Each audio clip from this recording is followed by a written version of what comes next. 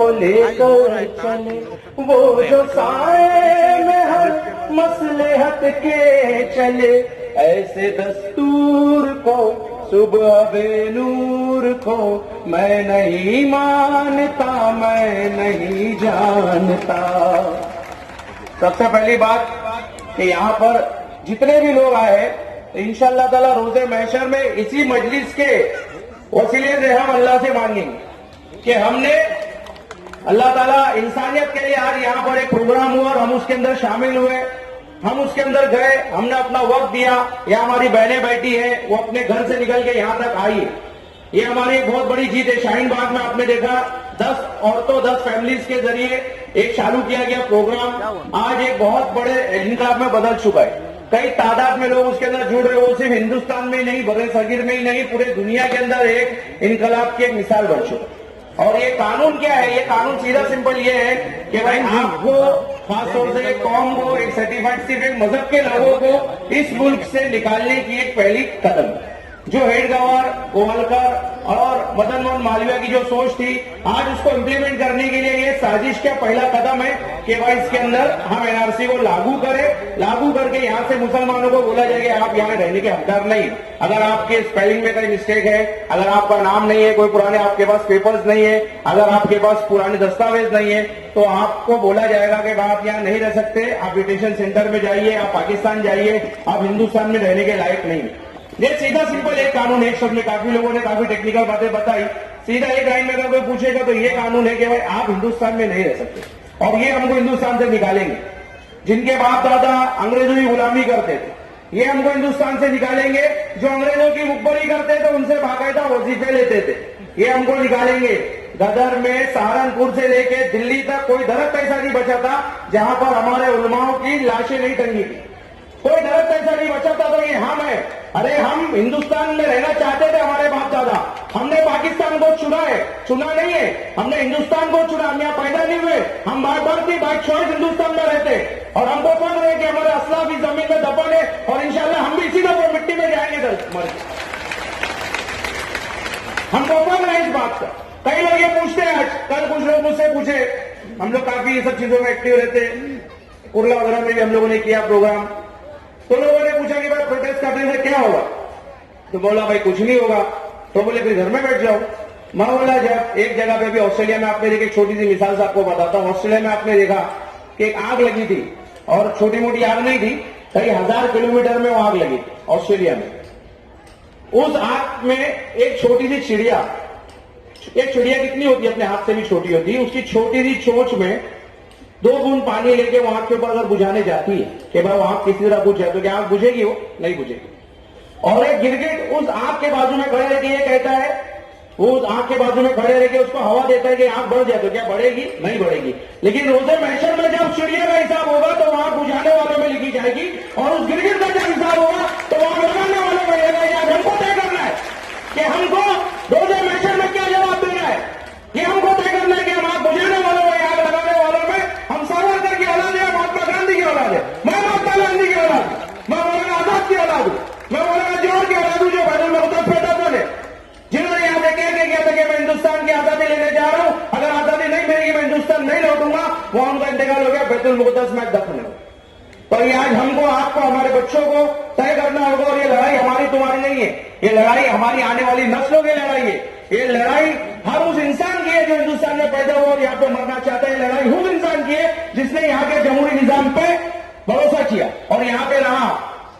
और ये हमारे बाप दादा को निकाल नहीं सके थे, तो ये हमको भी नहीं निकाल सकेंगे इंशाअल्लाह ताला। बस डट के हमको रहना, ये छोटी मोटी लड़ाई नहीं है। मैं तमाम लोगों का दिल से शुक्रिया अदा करना चाहता हूं, जो लोग भी यहाँ पर आए। एक खूबसूरत इतना ऑर्गेनाइज प्रोग्राम हो रहा है यहाँ पे, ये तमाम लोगों की मेहनत है, कोशिश है। अल्लाह मेरे भाइयों को हिम्मत दे, इनके जज्बे को सलाम करता हूं मैं। और आगे जहां पे भी आपको पता चले कि वहां प्रोटेस्ट है, आप फौरन वहां पहुंचिए, क्योंकि यहाँ पर जमहूरियत में सर तौले नहीं जाते, सर गिने जाते।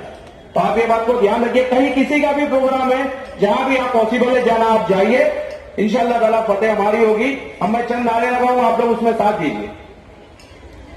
अरे हम क्या चाहते हैं?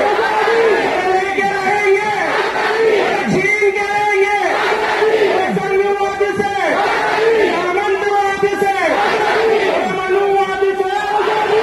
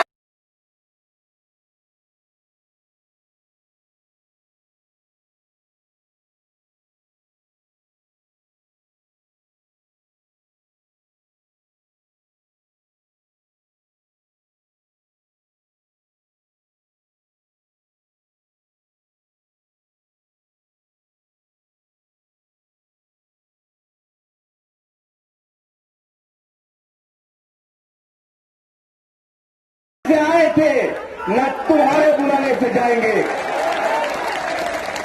अस्सलाम वालेकुम, नमस्कार, सत श्री अकाल, वेरी गुड इवनिंग। बहुत खूबसूरत मंजर है और दिल खुश हो गया। कल ही फुहाद भाई ने और बताया कि इमदाद फाउंडेशन ये काम कर रहा है। मैं किसी और को नागरिकता देनी है तो उसके लिए आपको सीएए लाने की जरूरत नहीं है। 1957 में यूएन का एक रिफ्यूजी कन्वेंशन है, आप पूरी दुनिया से लेके आइए, चाहे वो तमिल हिंदू हो और हम मुसलमान, उन तमाम कॉलोनीज में, चाहे वो साकिनाका हो, चाहे वो मुमरा हो, चाहे शाहीन बाग हो, दुनिया से आप जितने भी परसिक्यूटेड माइनॉरिटीज को लेके आएंगे, हम उनको अपने घरों में जगह देंगे। आप ये बात बोल रहे हैं, आप संविधान ने तो हमें ये बात सिखाई है, लेकिन आज से 1400 साल पहले मेरे नबी हुजूर पाक सल्लल्लाहु अलैहि वसल्लम ये बात सिखा के गए थे, चाहे वो किसी भी मजहब का हो, चाहे वो काला हो, चाहे वो गोरा हो, इंसानियत सबसे बड़ी चीज है जो हर धर्म हर मजहब से ऊपर है।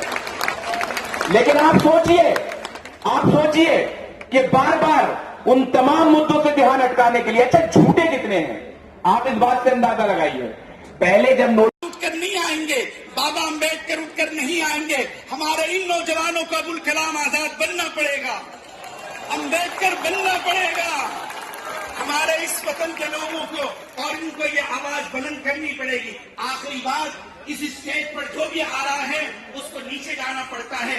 इससे ये पैगाम है, जो लोग कुर्सी पर बैठे हुए हैं ये सारे के सारे एक दिन नीचे आने वाले हैं। बहुत बहुत शुक्रिया।